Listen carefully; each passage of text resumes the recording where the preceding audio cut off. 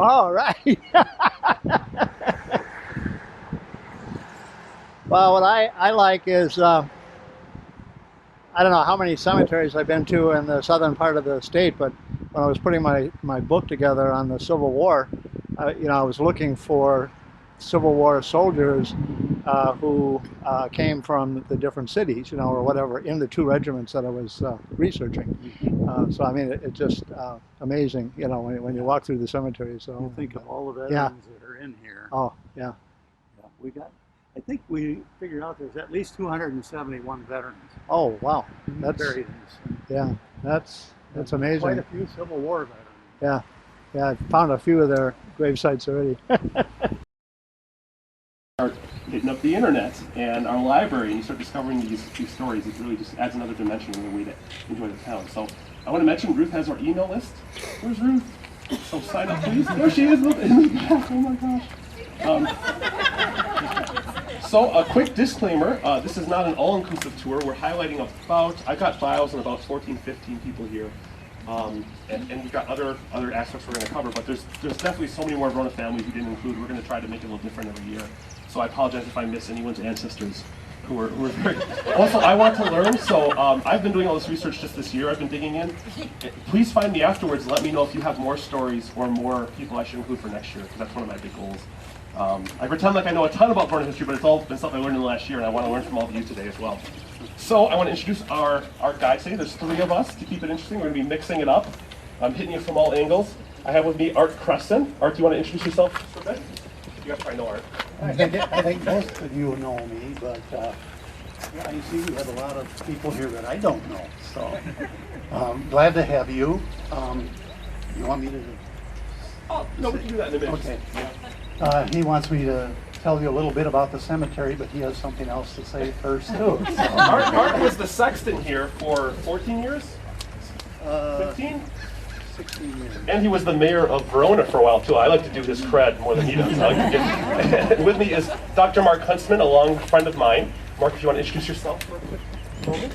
Hi, I'm Yeah. I have the art level and I have the Mark level. Jesse calls me the color commentator guy of this experience. So I'm Mark Huntsman. I have a PhD that has nothing to do with cemeteries or a little bit to do with history. It's actually in French from Louisiana State, but I grew up in Madison and came back here and just kind of got into this as a hobby. Started as some throwaway Facebook photos, then it became Instagram, and now I lead a meetup.com group that's here. Listen to the meetup. Yeah, meetup. We got a good 10 or so that came. And we travel around southern Wisconsin going to historical sites, architecture tours, stuff like that. Yeah. And so I was excited to do this cemetery. I usually passed it by because it doesn't have any, giant like 20-foot tall monuments or anything like that.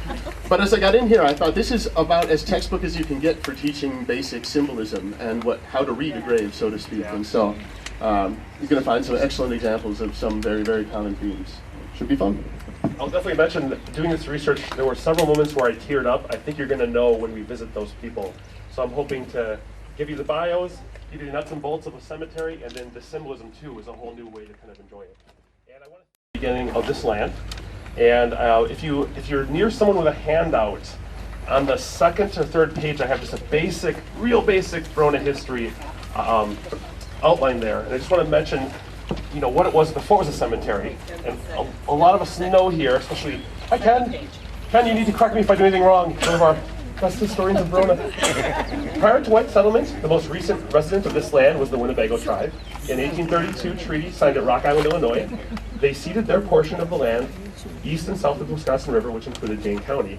The United States agreed to do the following for the next 27 years. Pay $10,000 a year, provide and maintain a voluntary school, 1,500 pounds of tobacco, 27 years of services of 2 physicians, and 12 yokes of oxen. So that was the price for the land we are standing on right now and a whole bunch of other land. How many acres is it? That treaty was, I just have the portion of their land east and south of the Wisconsin River, so I'm not sure how many acres were in there. In December of 1833, this township was surveyed into sections. We're standing in section 15. As a side note, the Winnebagos who stayed went to section 16, which is just to the west between us and Epic.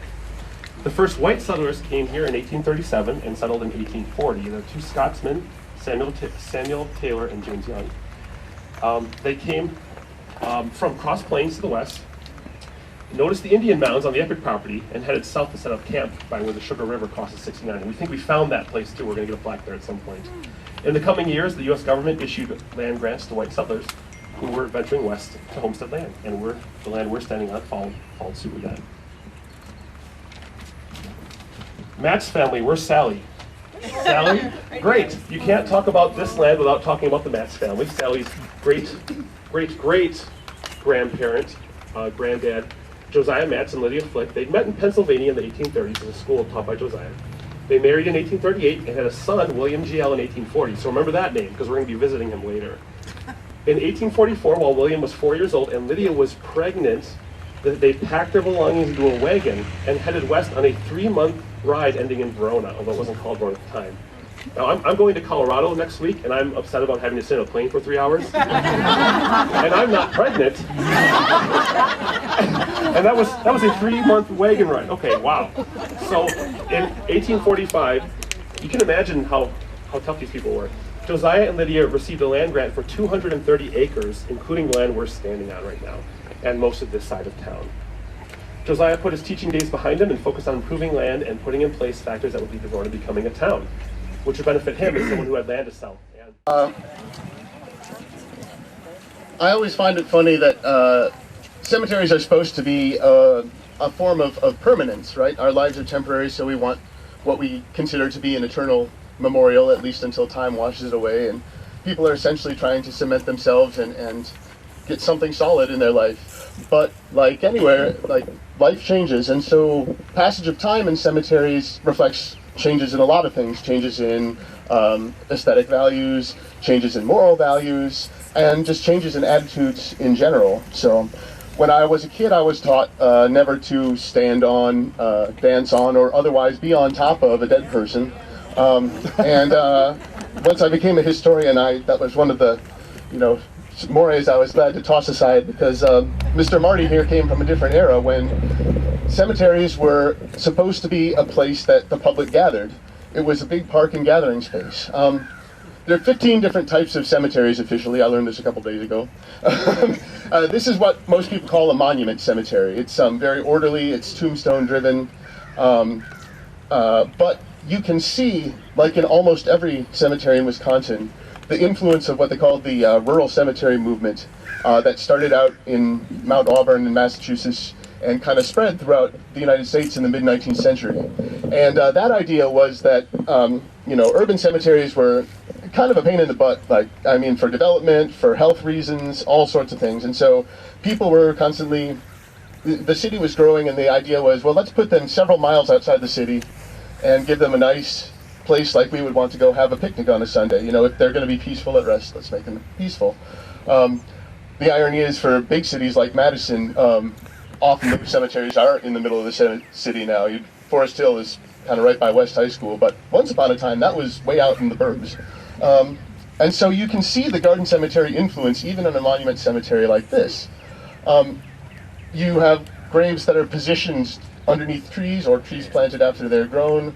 You have crests of hills and valleys, and you can really play with, art and that sort of thing. And you have remnants of an era when people were expected to go on picnics, go on first dates, just generally treat this like a place to walk and reflect or look at what essentially was public art, especially in the cemeteries with a lot of statues. So I'd say as we go, just take a look for that. And also just get a sense of there's kind of a neighborhood feel. They call these cities of the dead. And I think you'll see that here. In this case, it's largely driven by the eras. You'll see different types of art and the different types of tombstones and sections. But in other cemeteries, the landscaping is involved. Some places they'll have whole rows of mausoleum, all the rich people together, all the people of any given religion together. But it really, you can see that there is a sense of community in this entire place. So, and like life, there's this kind of struggle between conformity and individuality. So you see graves that follow a trend, but at the same time try to leave some sort of mark to let the world know that they were a person themselves. So, yes. We notice now when we drive at night that there's lights on a lot of the tombstones. Is that a new trend that's going on in cemeteries? That is, I don't know how old that is, but Oh, yeah, Oh, repeat the I question. forgot. Thanks, I forget that too. she's saying that when you drive by the roadside, you can see little lights at night. They're usually little like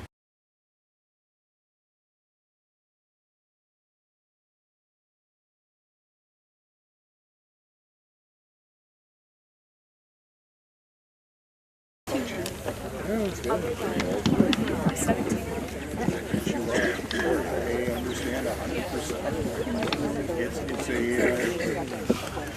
It's a very happy day, and it's kind of sad. I still drive by this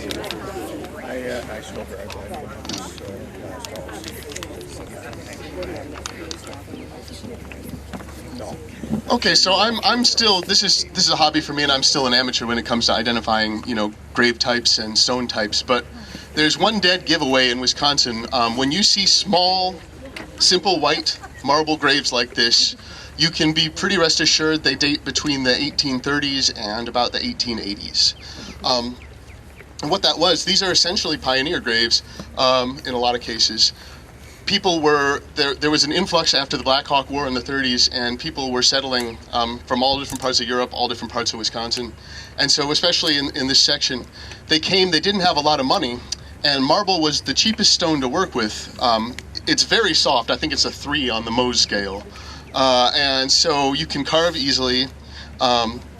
Back then, it didn't have the prestigious status it has now for countertops and whatnot. So, so people generally chose those. The downside was they fade and they wear really easily. These are really brittle. You can often find them broken in rural cemeteries. But the trend at the time, and what's really interesting is most graves are mass-produced starting in the 1900s. These were not, but there were still artistic trends, and so you see the same symbols on them in the same places, but they're always just a little bit different because they're individual artists that were carving them. So most of these, they tend to have one place at the top that they'll take a symbol, and you can see a few of them here. The two most popular symbols in the 19th century were an urn and this right here, which is a weeping willow. And so urns, you would think, oh, cremation, that sort of association. But back then, that was before that was popular. They were just a decorative item on top. But sometimes they have a curtain or a veil draped over them, and that symbolizes passing from one realm to the next, the mystery of the afterlife. And it's a reminder of not knowing what lies behind death. And in England and the US, that was kind of the attitude people had when visiting cemeteries until about the mid-18th century, or 19th century. Was, this is a place of death, and we all have to be reminded that we will be here one day. And the weeping willow is a transition, and you would think, oh, it's sadness, melancholy, but it's quite the opposite, especially in Christianity, but just in general, and as a symbol, it's eternal life, because if you cut off the branches, any given branch of the tree, it will eventually regenerate. So you see like this passage of the remembrance of death into kind of celebrating life and coming here to think, there at one time people were alive. We have other symbols here, and I might have you just try to yell out and venture a guess before I tell you what they're all about. But see, yep. So we got we've got a hand with the finger pointing up. Anybody know what that's about?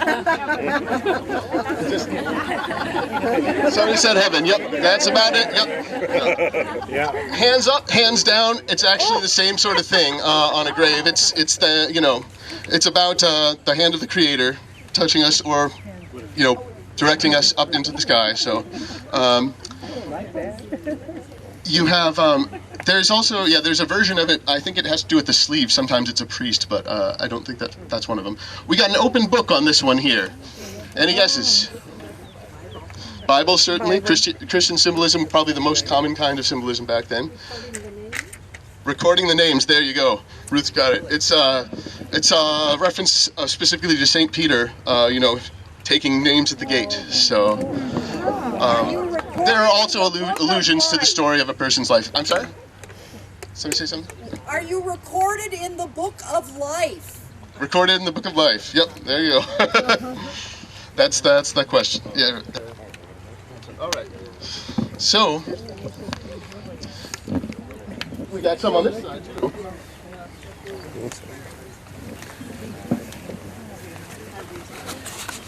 Adages and poems are a common thing to say on there, and this one is pretty faded. People do rubbings, of course. That's one way of making it more legible. Also, I found occasionally, depending on your camera, looking through the lens of a camera makes it clearer. So, but so this one's in English. Lots of times in cemeteries around this area, you find them in German and Norwegian. So even as close as you know, Primrose and that area down there towards Vermont, you've got some Norwegian poems down on Highway 13. But yeah, so words can be used in addition to pictures to express the dead. You also have ivy crawling up the side here. And anybody know what ivy's about? Well, it's another religious thing. I'm going to read you directly what they say.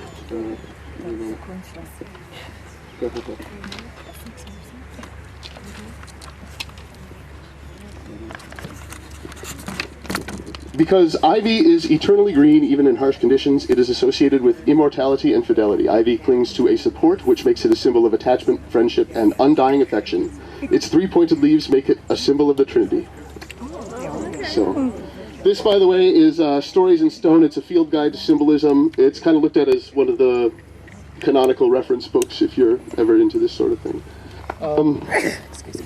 And we have more open books. Okay, I think we're done on this side. And we way that you can tell a child's grave. If you find a stone this small, it's either a headstone or footstone of a bunch of family members lined up, or if it's solitary like this, it's almost assuredly a child.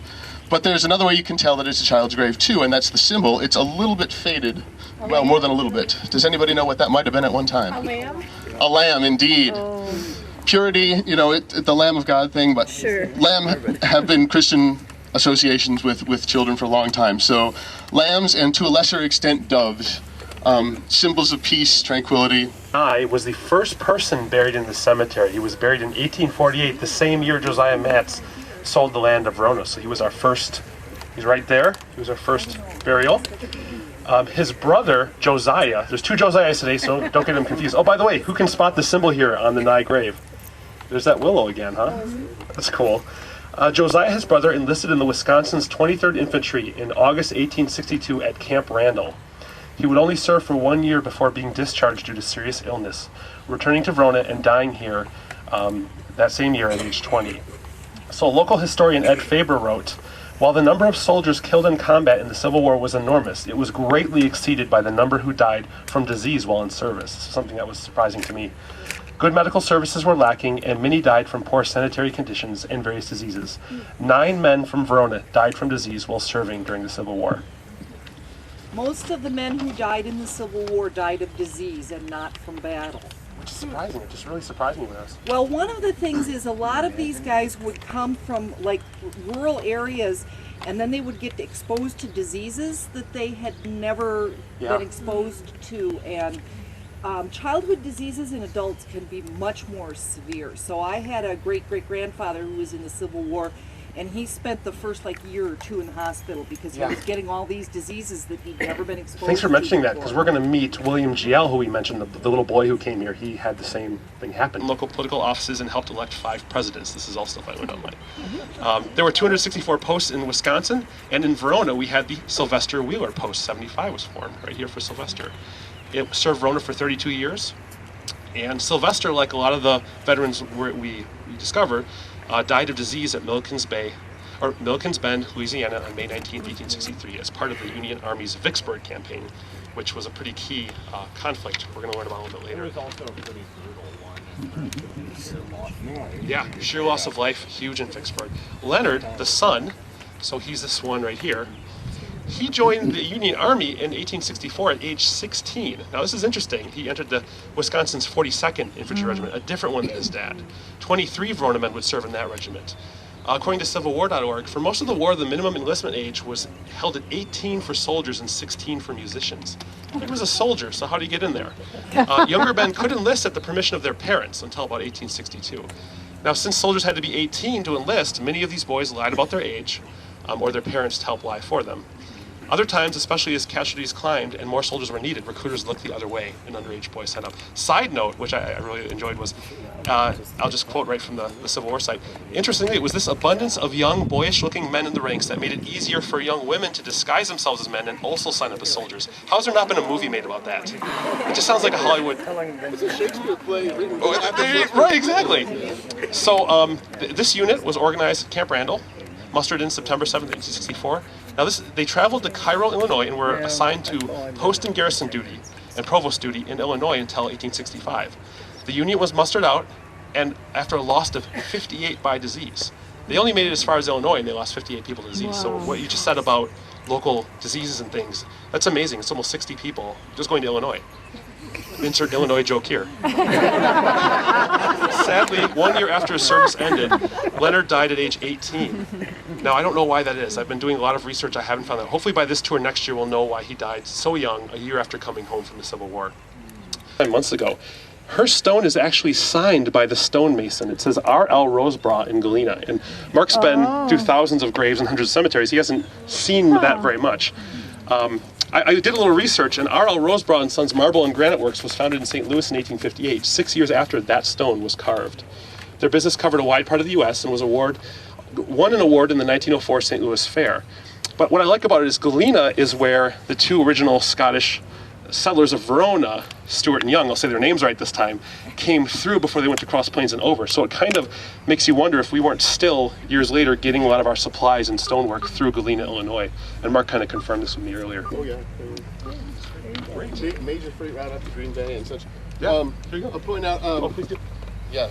That's like the most intact weeping willow we got, by the way, that Hawes one. That one is beautifully defined. I don't know how that survives that well. I don't know how many gardeners and nature lovers we have in the audience here, but if you have a knowledge of plants, that'll really help you in the cemetery, because identifying leaves and flowers and such, they mean different things. Half of them are Virgin Mary related, but in this case it's not. These, I believe, are oak leaves, right? I don't know.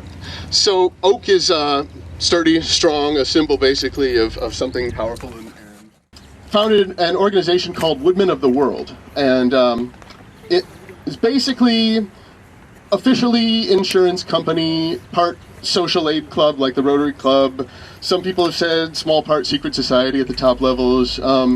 It's a lot of things, but basically you bought insurance and you bought a membership into a community the way you might do with like a crew in New Orleans. And originally you bought membership, the 1880s and 90s, you bought membership and you would receive a tree stump grave.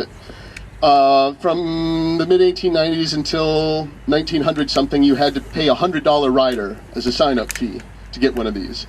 In 1920 they stopped making them altogether because masonry costs were just becoming outlandish. The people who could do this kind of work were fewer and fewer, and so it was not profitable for them to continue. But so they were extremely popular, and more so in the Midwest than just about anywhere else in the country. You can find them all over, but especially the Midwest and some of the eastern seaboard. They can grow, I mean, as tall as real trees. There's one in Neenah that has to be about 20 feet tall. There are some in Milwaukee that are so intricately carved, I have no idea how they do it.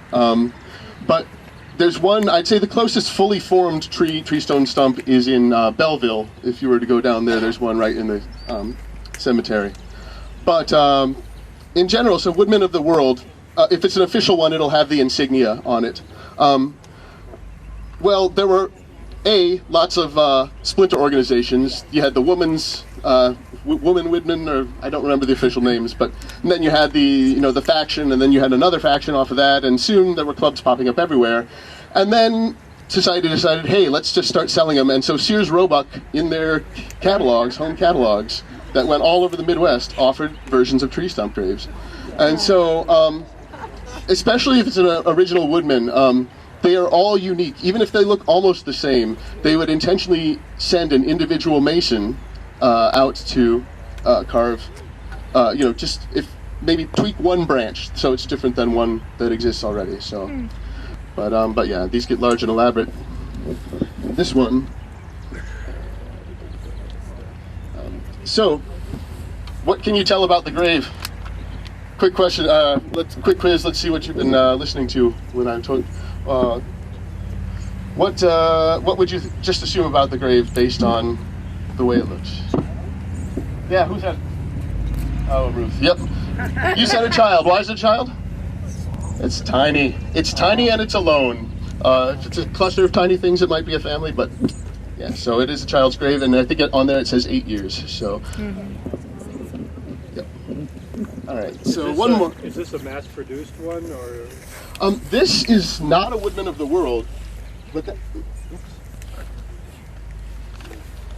this is not a Woodman of the World, but I don't know if it's mass-produced or not. All I can tell you is that it's not one of the originals, but it could have been an individual mason that carved it, and it could have come from a catalog, and it could have been. Lots of times there was sort of a standard template, and then people would customize certain details of it, and we'll see that on the next one too.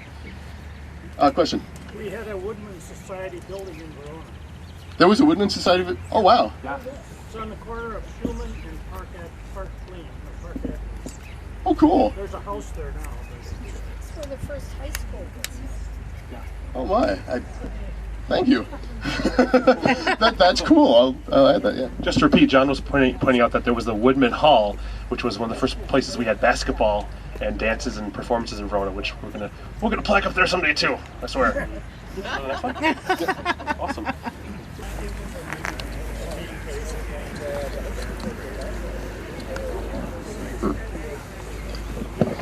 As you pass by, there's a really good closed book and the drapery. You know, anytime it's drapery, it is it's the symbol of the transition between the afterlife, the separation between the afterlife and the present life. But this is the tomb I want to talk about right here. So this is the front of the tomb actually, and there's a rose panel in the front. Okay. So. As technology changed, people were able to use new materials for graves, and in 1880, there's a company, the Monumental Bronze Company, I think it was called, in Bridgeport, Connecticut, that decided to start making their graves out of zinc. The idea is that it's much more weather resistant, and it's cheaper, and it can be mass produced yet customized by just screwing on and off different panels.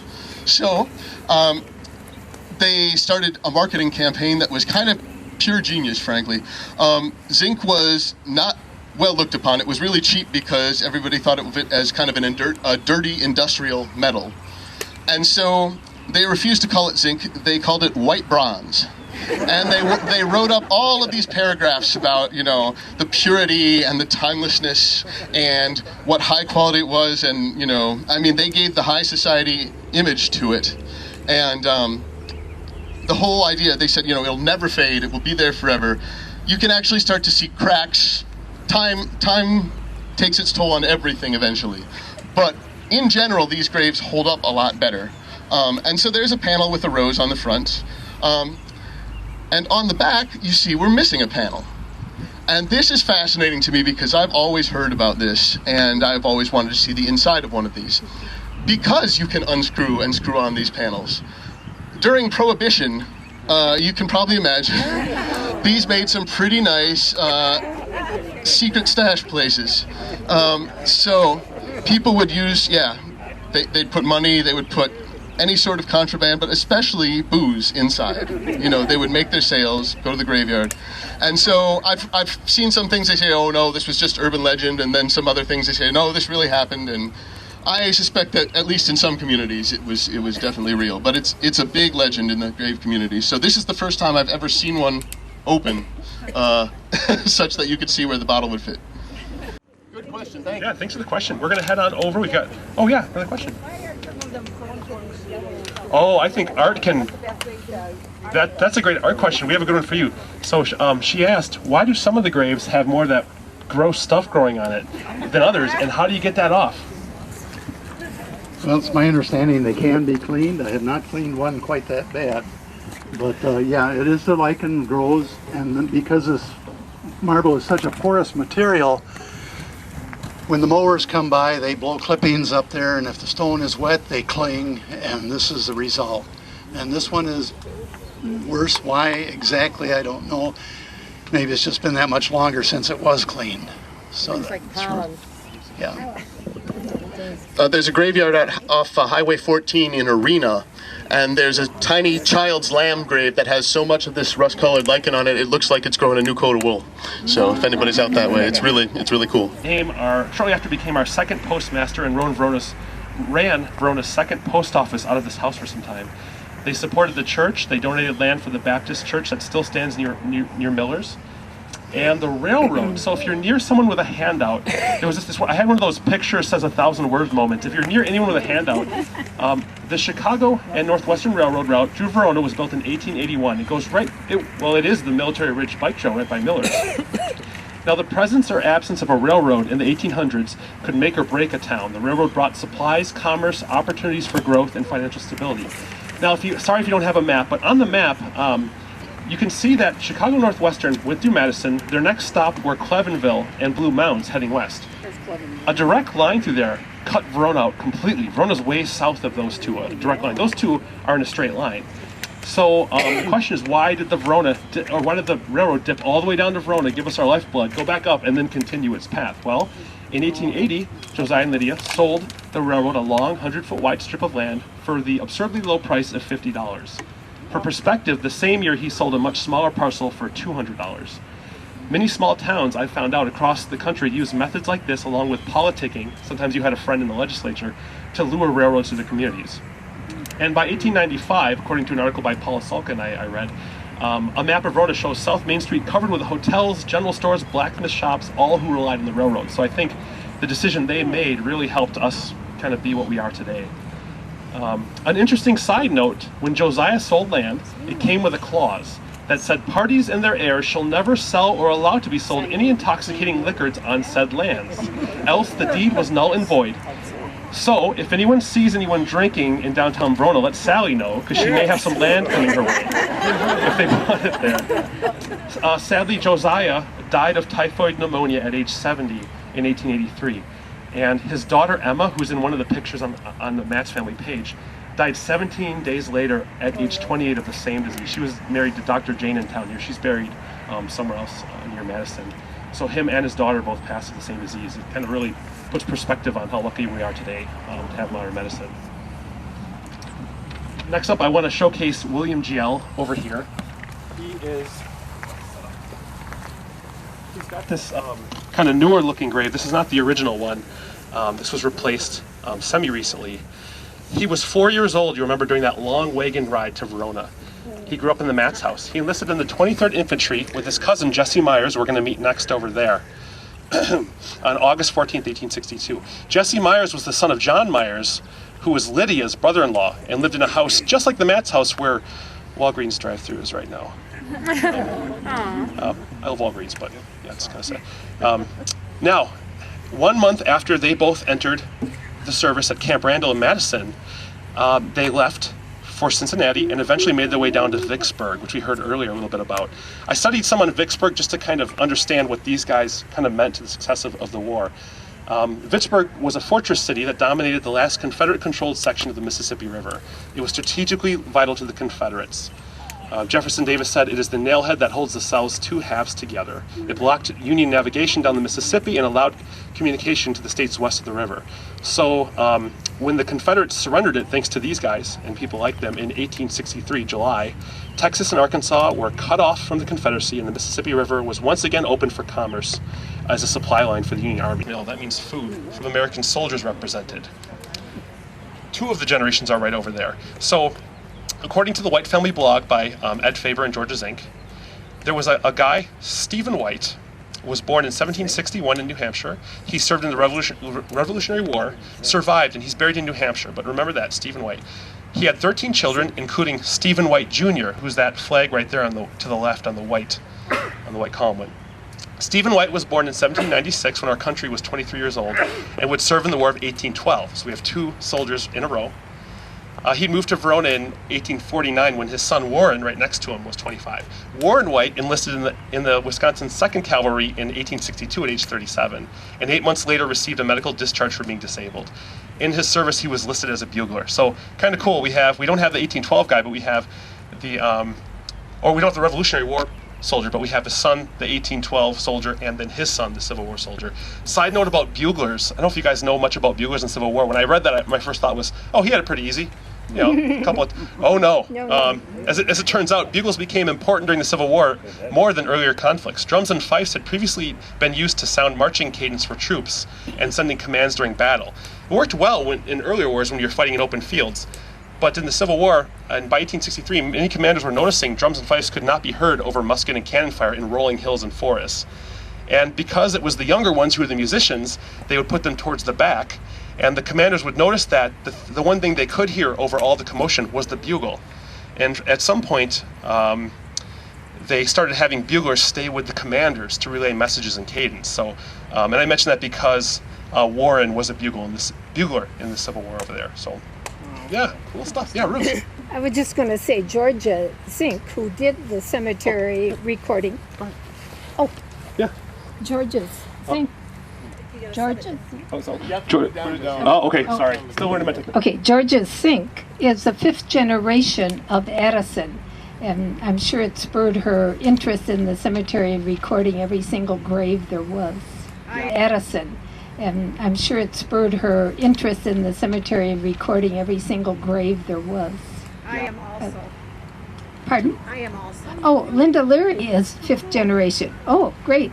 Just like Sally is 5th generation. Into the biographies, you can kind of see the aesthetic changing in this section as we walk in. And you see a lot of these pedestal tombs with urns on the top. One of the things that influenced graveyard art was the architectural, zeitgeist, as it were, of any particular era. So,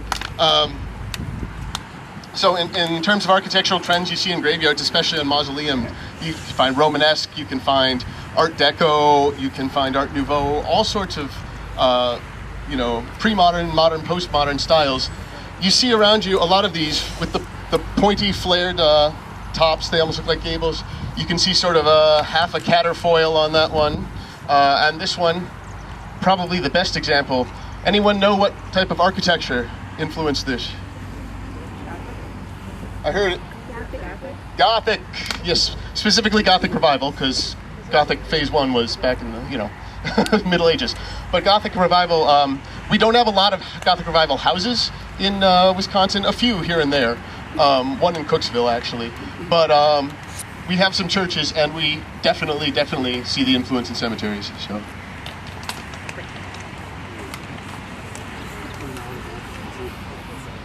Oh, please.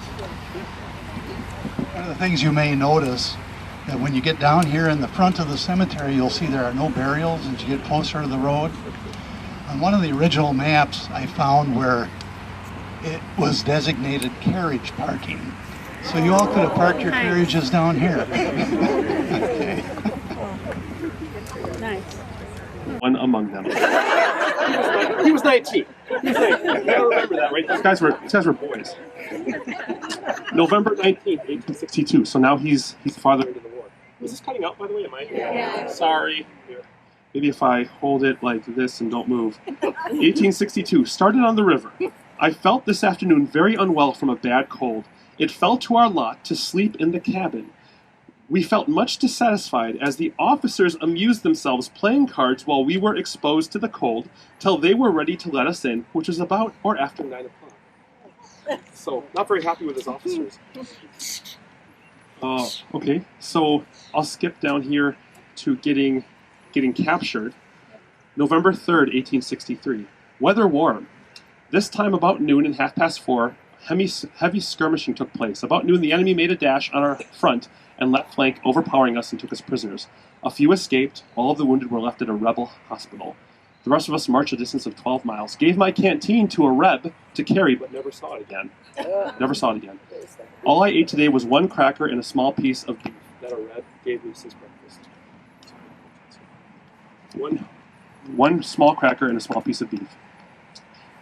With one oil blanket for 3 of us to sleep under. So he was returned. He was returned on Christmas Day, 1863. And what's interesting is, through all the days, they let him keep his diary and keep writing throughout his captivity. And he didn't seem that worried. I was surprised. 60 days on a plantation, I thought he'd be freaking out. He talks about how some of the guys tried to escape, and because of that, they weren't given firewood the next day, and they were cold. But then, as I researched, I found out prisoner exchanges were incredibly common. And it almost seems as if Jesse kind of really hoped that, okay, they have to treat us okay, because they're going to want their soldiers back, and that's how he ended up coming back into the service. Later on, he was in charge of the Dane County Port Farm and the GR Memorial Park downtown. Little footnote, he writes, this is the day he came back. Sorry guys, is this? Anyone notice the pattern when it cuts out? It's probably the cord. Further away. Maybe where the cord. Test, if I stay right here. I don't know if I'm peeking it out by talking too loud.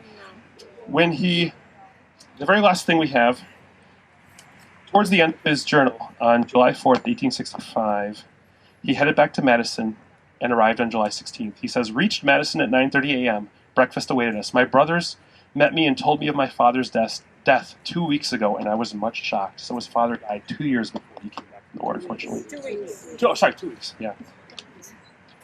Okay, I think we're going to... That's why it's not my favorite. Test. 1, 2. Are you cutting microphone? Okay, so I'm just going to have to yell. Sorry, guys. So Fritz here, I'm going to refer to as our man of mystery. I've done tons of research this entire year.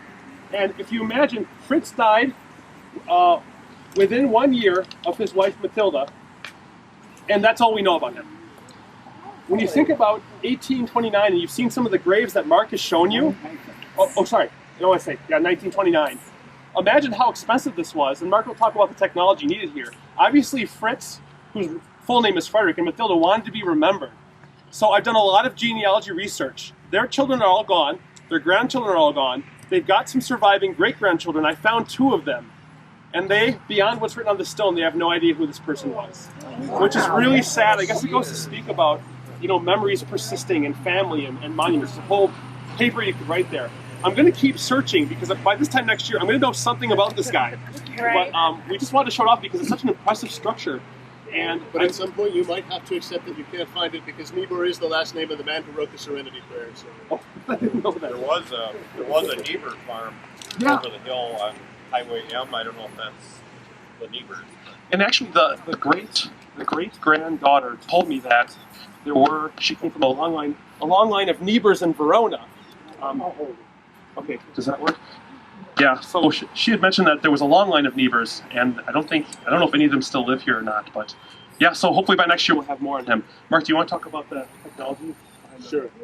I'm Sicilian, I can yell, so basically, Jesse asked me what the ball symbolized, and that was a good question, and there are lots of things a ball can symbolize, but this particular style, it's just decorative. It's like the urns you see on all the pillars. But what it represents is a shift in technology. He mentions how this is an expensive grave. In the 1850s, you were paid proportionally, astronomically more for it because it's granite, and red granite specifically. Probably meant it was quarried in maybe from... Is it still cutting out? Test 1, 2. Okay, well, I'll go as far as I can with this thing. I had to put a steward in the tour. We did a tour of the Epic Farm campus earlier in March, and I got to learn a lot about the Stewart family. And I think, there's Doreen and Jana over there coming with the wheelchair. They are descendants of the original Stewart, one of the first 2 settlers who came here, Thomas Stewart. Now, the name Thomas Stewart was used over and over and over, which makes researching really interesting and fun to try to figure out which one you got. But I wanted to mention this one, Thomas A. Stewart. So he was the nephew of the Thomas Stewart who came here in 1837 as one of the 2 settlers. By the way, the original Thomas Stewart ended up going off to the gold rush, sending back a couple of letters and disappearing, falling off the map. So hopefully someday we'll find out what happened to him. I think I found James Young in Forest Hill. Right here, so this Thomas A. Stewart, he settled the land that is now the Epic campus. He built a stone house on that land, which earned him the name Stonehouse Tom. That's got to be one of the coolest nicknames you could have. I might just go with that. I know my name's Jesse, but he was very active in politics. He held the office of chairman of Verona. He was on the county board for 20 years, director of the Verona Township High School, served 8 years in the state assembly as a representative of the 3rd District. His stone house was torn down in the 1950s, and a new wood frame house was constructed. Epic purchased the Stewart farm in 2001, and much of the farm that was extinct in 2001 is still there and actually being used, which is really cool for housing cattle and growing crops. And Mark has some interesting things to say about this headstone here. And you know what? If this thing is up high, it kind of cooperates, huh? Okay, sure. I'll say about myself. Oh, now. Oh, where it works for you, it doesn't work for me. All right. Because he's taller. All right, just yell. All right, I'll yell. Okay, so you can see again we've got a changing aesthetic, right? So we moved from the 1880s and now we're in the 1920s, and we're getting bigger stones, better materials, and you're starting to see what's the thing that jumps out at you about this grade compared to all the others we've been looking at? Just visually, huh? Texture, yes. Texture became a way to play with art, and the new marketing was, leave it unfinished, and have a product like that. Generally, one of the most popular styles, and this is another kind of every good grave should have one, and they have variations on them. A lot of them, what they will do, they'll have the rough cut surface, and then they'll have some sort of floral decoration here. We see the flowers on the Stewart grave, the sunflowers. Davidson back there is probably the most elaborate one we have in terms of the stonemasonry on the flowers. But it is essentially to remind us that life is hard and brutal and jagged, and we are frail and delicate. So, nice little juxtaposition. But yeah, 1920 is when these started to really appear.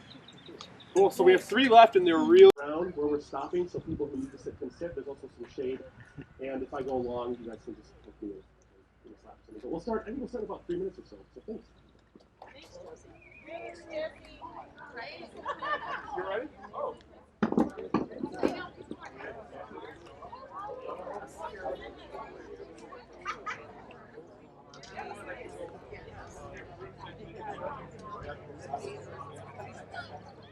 I gotta say hi to the grown-ups.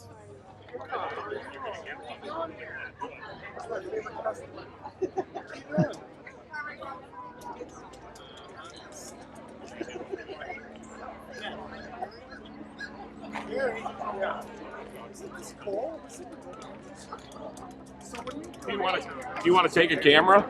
I was supposed to have somebody else doing this, but they haven't shown up yet. And basically all I got to do is just get shots of the graves. Because I can follow them around and get the person that's talking. Or I can just give you the shots that I take of the graves. That'd be great. Okay. Yeah. That way you don't have to carry the camera. I'm going to focus. I have 3 of them. But I mean, I'm going to try to get each grave that we stop at a single shot of it. That's all I need. Plus, we'll also have whatever the description is. That's all I need. Okay. So we'll do that, and I'll share that with you then. I'll just have to get you my email address. Okay. You got anything to write it down on? Of course, you'll have, depending on the size of the photos, it might take you several emails to send them, depending on how much they'll allow you to send at one time. Right, yeah. I know a ton about Florida history, but it's all the stuff I learned in the last year, and I want to learn from all of you today as well. So I want to introduce our guide today. There's 3 of us to keep it interesting. We're going to be mixing it up. I'm hitting you from all angles. I have with me Art Creston. Art, do you want to introduce yourself?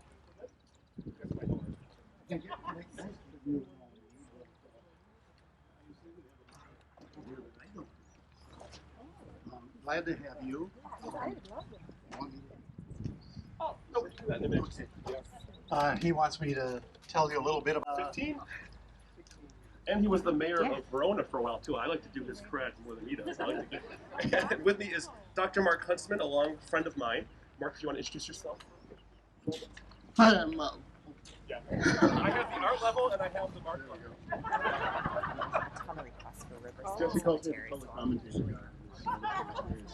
I'm Mark Huntsman. I have a PhD. It has nothing to do with cemeteries or anything to do with history. It's actually in French from Louisiana State. But I grew up in Madison and came back here and just kind of got into this as a hobby. Started as some throwaway Facebook photos, became Instagram, and now I lead a meetup.com group that's here. Listen to the meetup. Yeah, meetup. 10 or so. And we travel around southern Wisconsin, going to historical sites, architecture tours, stuff like that. Yeah.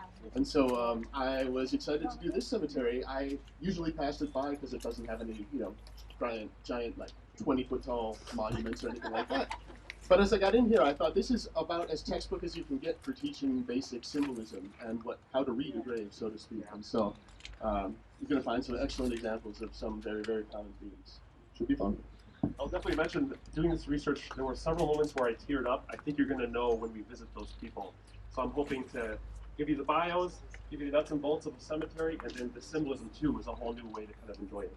And I want to thank everyone. Okay, sources I have to give credit to first. Georgia Zink, Help Georgia Made Today. She spent years putting all of these graves into findagrave.com and putting bios in there, obituaries, and I wouldn't have known half these people's stories, almost all of them, without her help. Alice Kunstman was our librarian. In 1947, she wrote a book about world history that I rely heavily on. And then Ed Faber, a little bit off the tour, but he was Civil War world history that we're going to reference. I should join the And the group, Verona Press actually. for putting it in.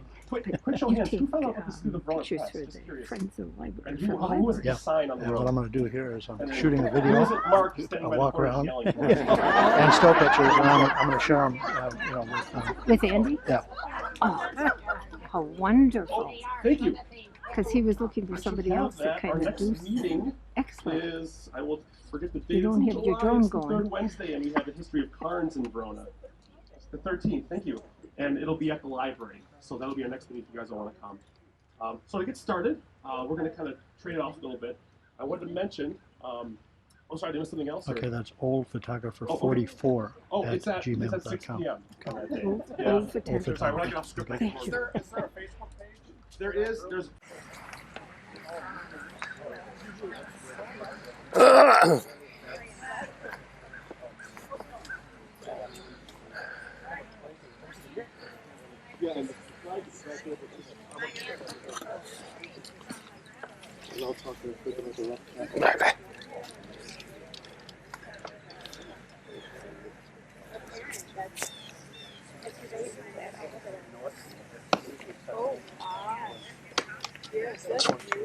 So are you still, is it still cutting out? Test 1, 2. Okay, well, I'll go as far as I can with this thing. I had to mention, I had to put a Stewart in the tour. We did a tour of the Epic Farm campus earlier in March, and I got to learn a lot about the Stewart family. And I think, oh, there's Doreen and Jana over there coming with the wheelchair. They are descendants of the original Stewart, one of the first 2 settlers who came here, Thomas Stewart. Now, the name Thomas Stewart was used over and over and over, which makes researching really interesting and fun to try to figure out which one you got. But I wanted to mention this one, Thomas A. Stewart. So he was the nephew of the Thomas Stewart who came here in 1837 as one of the 2 settlers. By the way, the original Thomas Stewart ended up going off to the gold rush, sending back a couple of letters and disappearing, falling off the map. So hopefully someday we'll find out what happened to him. I think I found James Young in Forest Hill. Right here, so this Thomas A. Stewart, he settled the land that is now the Epic campus. He built a stone house on that land, which earned him the name Stonehouse Tom. That's got to be one of the coolest nicknames you could. I might just go with that. My name's Jesse, but he was very active in politics. He held the office of chairman of Verona. He was on the county board for 20 years, director of the Verona Township High School, served 8 years in the state assembly as a representative of the 3rd district. His stone house was torn down in the 1950s, and a new wood frame house was constructed. Epic purchased the Stewart farm in 2001, and much of the farm that was extinct in 2001 is still there and actually being used, which is really cool for housing cattle and growing crops. And Mark has some interesting things to say about this headstone here. And you know what? If this thing is up high, it kind of cooperates, huh? Okay, sure. I'll say about myself. Oh, now. Oh, where it works for you, it doesn't work for me. All right. Because he's taller. All right, just yell. All right, I'll yell. Okay, so you can see again we've got a changing aesthetic, right? So we moved from the 1880s and now we're in the 1920s and we're getting bigger stones, better materials, and you're starting to see what's the thing that jumps out at you about this grade compared to all the others we've been looking at? Just visually, huh? Texture, yes. Texture became a way to play with art, and the new marketing was, leave it unfinished, and have a product like that. Generally, one of the most popular styles, and this is another kind of every good grave should have one, and they have variations on them. A lot of them, what they will do, they'll have the rough cut surface, and then they'll have some sort of floral decoration here. We see the flowers on the Stewart grave, the sunflowers. Davidson back there is probably the most elaborate one we have in terms of the stone masonry on the flowers. But it is essentially to remind us that life is hard and brutal and jagged, and we are frail and delicate. So, nice little juxtaposition. But yeah, 1920 is when these started to really appear. Cool. So we have 3 left, and they're really good ones.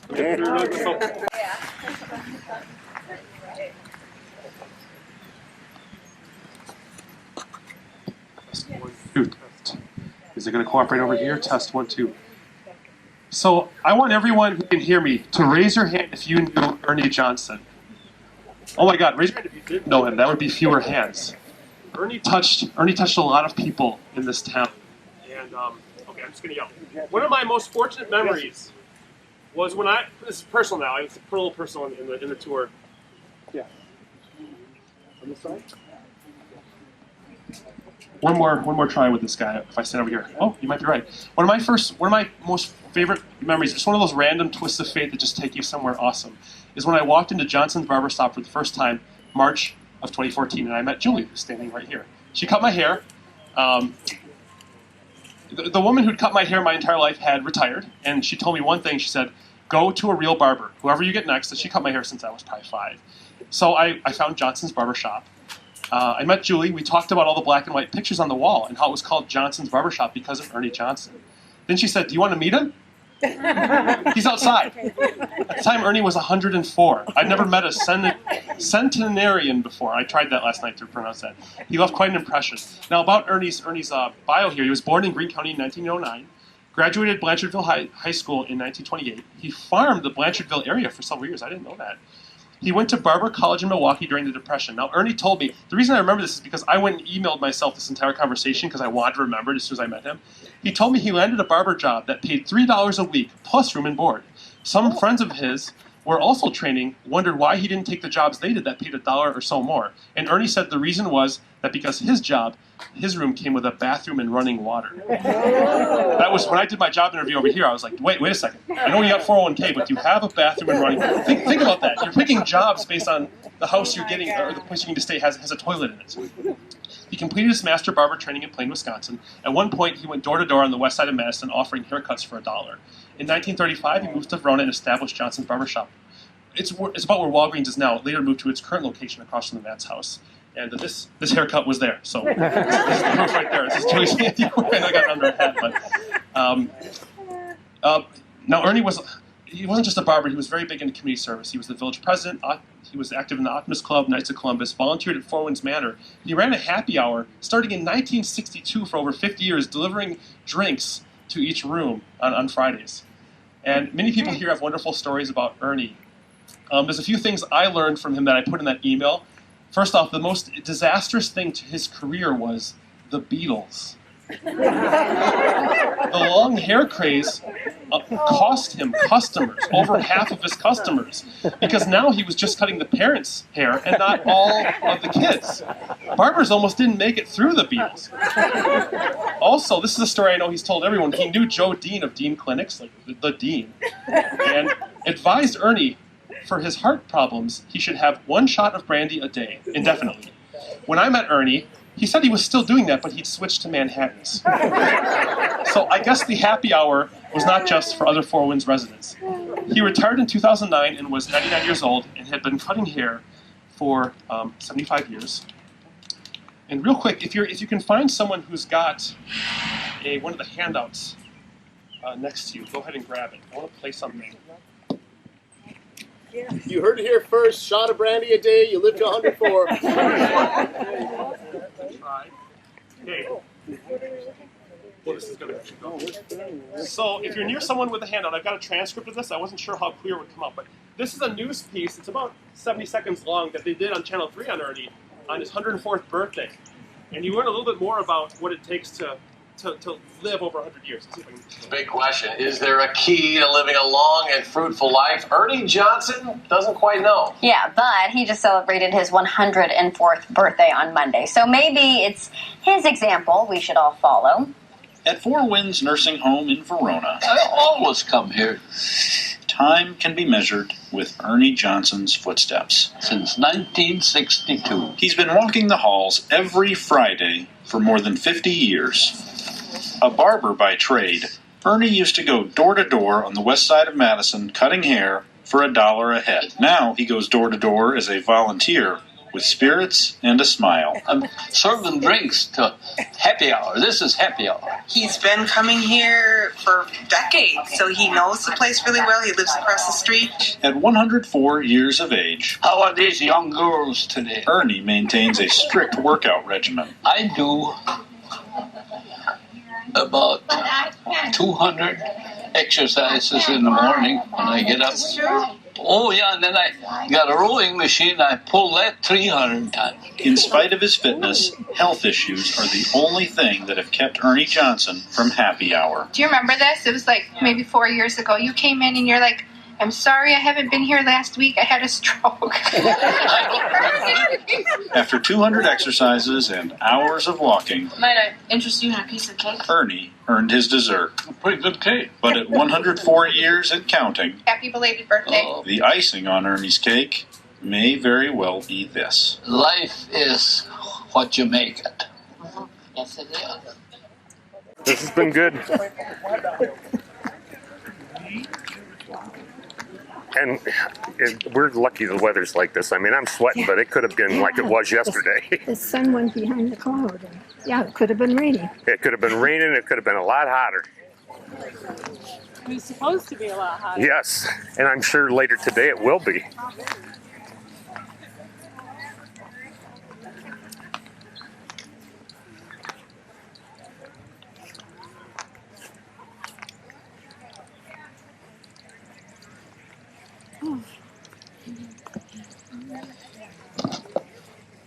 So my three, I'll stand over this side. My three tear-up moments researching this tour all happened on these last three. One was Ernie and one was Robert Feller here. I want to read a little bit about him first. Robert Feller was born and raised on a farm in Verona. He graduated Verona High School in 1939 during the tail end of the Great Depression. Instead of entering the weak job market, Bob followed the path of many other young men of his time, including his cousin, and enlisted in the U.S. Navy. The decision was made both for the pragmatic reason of learning a skill, which is what he wanted, and also the excitement of seeing the world. Bob's trained skill in the Navy was sending radio messages and maintaining teletype machines. He was stationed on the Oglala, a ship designed to both detect and lay mines. While he was learning a trade, the other goal, excitement, seemed at first to be a bust. It was looking to him like he might be stationed on the shore for the duration of his service. Bob would later recall one memorable morning on the Oglala. I had breakfast and headed out to the radio shack, and there was one message, so I headed up to the skipper, the captain's office. As Bob was making up the way up the quarterdeck, he heard a plane flying near his ship. I remember standing there and heard a plane flying in the harbor. We knew right away it wasn't one of ours because we didn't fly on Sundays. Bob ran to a porthole to investigate. He saw the plane. It had a red circle on the wing, the symbol of the rising sun. Bombs began to shake the harbor. The date was December 7th, 1941. The plane Bob spotted did fire a torpedo at his ship. The torpedo went under it and impacted the USS Helena, which was positioned next to it. The explosion damaged both ships and the Oglala began to sink. This is Bob right here. As the crew abandoned the sinking ship, the captain stayed on, accompanied by the ship's radio men, including Bob. At 9:15 a.m., 1 hour and 8 minutes after the torpedo hit, the ship leaned towards the dock as it finally sank.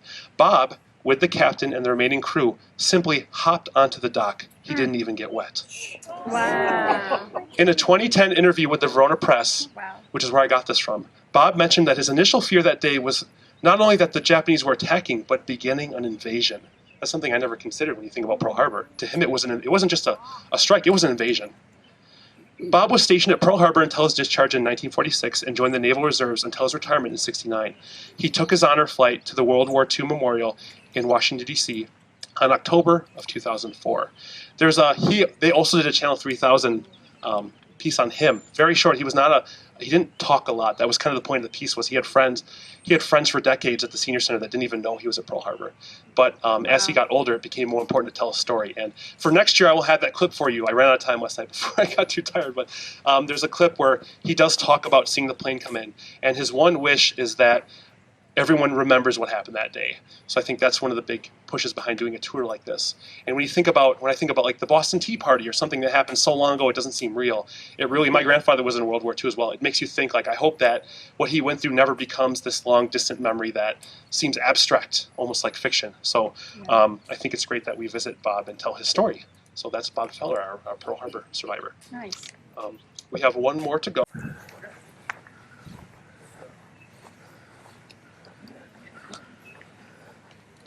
Bloomkey?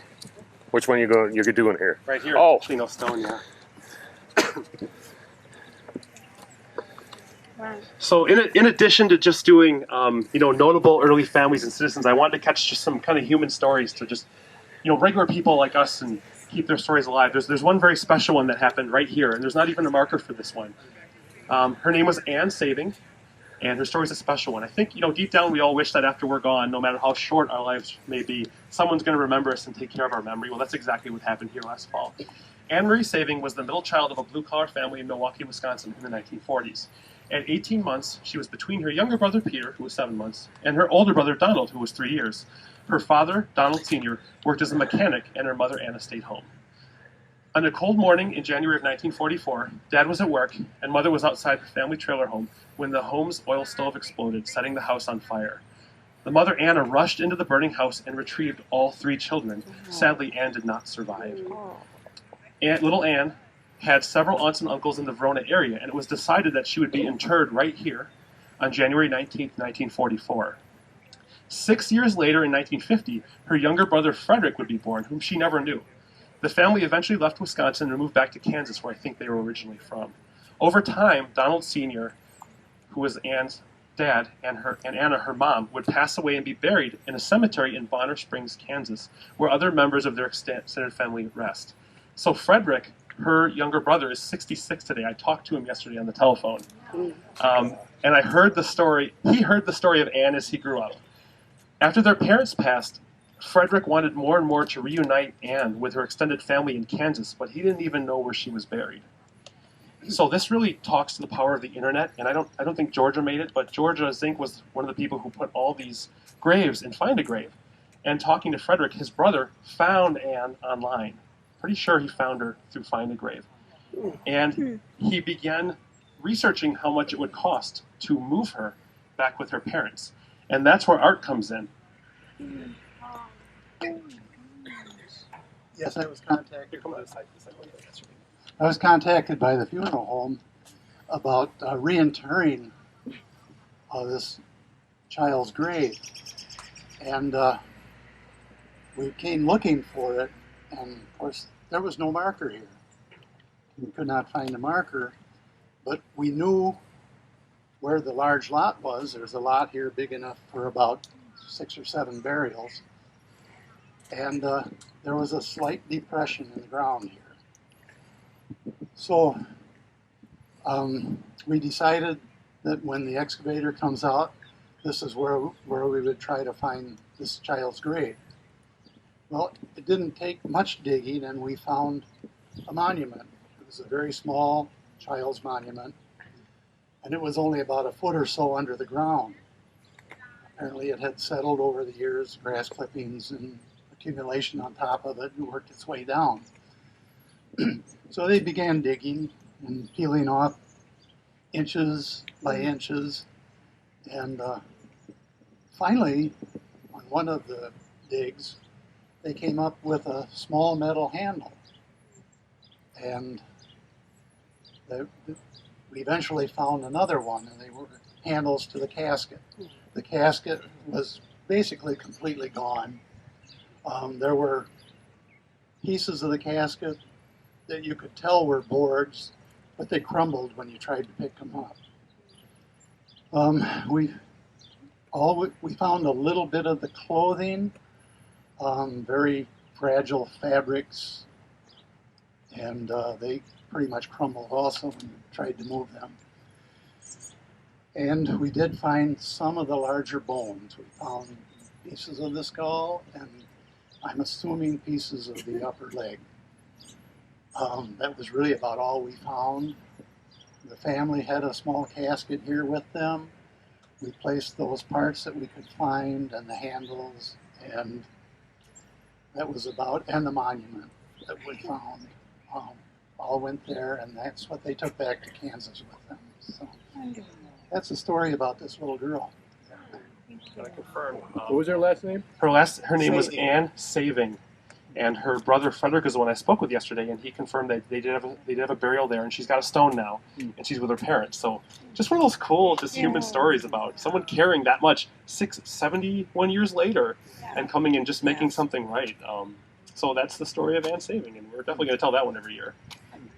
Can you Yeah. out loud where you're going to have these? Oh, so thank you for asking. So sorry again about running short. I was super surprised by how many people came. We have VeronaHistory.com. I'm going to put the handouts on there today. So if you check tomorrow, and I'm also going to put my script there too. So if you want to read these and all this stuff, and I've got sources, there's links and things you can see. So if by tomorrow, if you go to VeronaHistory.com, this will all be there, and you can download it and take the walk with friends who missed it. And our plan is to do this every year, and add to it and evolve and have more sound clips and more stories from you guys. And I think that's the last bio. But as we walk back towards the shed, just past the shed, there's if you'll humor us just by going a little bit past. Oh, Lorraine, yeah, please. Do you have any idea why, for quite a while, Verona did not have any lots open? So that's why a lot of us Verona people bought lots over at Sunset, because there was nothing available. Art, do you know? The question was, for a long time, Verona didn't have lots open, so some residents had to buy lots somewhere else. I hadn't heard that. Until they added this one part down there further. I really don't know the answer to that, but I do know that this section was all sold out at one time, and it still is, obviously. And they had not started on across that next road with selling lots. And that might be the only thing. Although I have sold lots in this section. They were lots that the cemetery purchased back from families. Like how long ago? I purchased lots back from families. Oh gosh, probably 7, 8 years. Where are you going here? The Tegan? I was gonna say it's the Peter's grave I want. So we can have people stand anywhere. Are there any controversial exhumations for mysterious deaths? We'll have to Art's got one story kind of about that. If he catches up, we can have him tell. So we've got one more one we want to point out. Mark's got a symbol, and then I want to end with just a quote from Alice Kunstman. But go ahead, Mark, I guess. Okay, so first of all, you can keep exploring because there's lots of things we didn't see just in that section, almost where you are. There's one grave with Chinese writing on it. Almost never see that in this area. We got a Purple Heart recipient right here, Ole Hendrickson. So I mean, there's tons of stories we didn't get to cover. But I just wanted to point out the Peter's grave over here to show that a lot of these traditions started to die out as masonry became just prohibitively expensive, and people became less attached to kind of literary things. Like they got rid of the brown pie piece in Trivial Pursuit, right? Because nobody reads the old books except for us. So you don't find as much symbolism, and it's more literal. Oh, this guy likes gambling, so we got a pair of cards on there. Or this guy owned a farm, we got a farm. But there's still symbolism going on. Peter's grave is relatively recent, I think in the 1990s, and so you can see it in a lot of ways. You can see you've got the lamp and the smoke rising. So in both Judaism and Christianity, those are pretty important symbols. Also, the woman, Mrs. Peters, was a teacher, so bringing light to the world, that kind of thing. But to see this symbolism, you don't just look at the pictures on the grave. You can kind of see the grave itself is a flame shape. So, and it's red. I mean, you can find it on many, many levels. And on the top, you see somebody's placed a stone. That is a Jewish tradition that goes back thousands of years, and nobody knows really how it started. But it's essentially lots and lots of cultures have the leaving a token of remembrance. We plant flowers, we do whatever. There are graves over there. People have left. There's a cupcake on one over there, kind of a plastic cupcake. And you go up to in Madison, the Hmong people have guava juice sometimes. So just leaving a token of remembrance is a tradition we still carry on, an example of something symbolic, just to let them know that somebody was here and remembers them, that we still do. And I'll just close by saying, you've got the Historical Society stuff. If you're the type of person that likes to travel around and get to know Wisconsin, got a group on meetup.com. It's called Historic Cities, Churches, and Cemeteries, but easy to find. So yeah, I'm just going to have to change the date because I did Father's Day by accident. We're going to do dinner and architecture in Stoughton soon. We're going to do Tuesday at the Milton House. Later, we've talked about plans to do a tour of the Octagon House in Watertown. But just generally, there's so much old architecture and cemeteries. If you want to know where to find the really, really cool graves, come talk to me after. So. Awesome. So I just want to end with a quote from Alice Kunstman's 1947 Verona souvenir for 100 years. And Alice is, by the way, just over there. We didn't want to walk too much farther, but you can visit Alice. And she wrote at the very end of her book, about Verona's pioneers. These remarkable people who sleep here were pioneer stock of Scotland, Ireland, England, Germany, Switzerland, and Norway, and from the eastern states. It is recorded that a severe depression of the year 1836 sent many of these people to the western frontier. These people, who sleep here, brought with them their native culture, their courage, their ability to meet a crisis and face it with rugged self-reliance. They brought with them a sturdy independence, open-hearted hospitality, clean living, and a true American spirit. May this story of our pioneers' early struggle set an example of a golden age of progress for our favorite hometown, Verona, Wisconsin. So thank you everyone for coming. Definitely sign up on our email list. It was great to see you.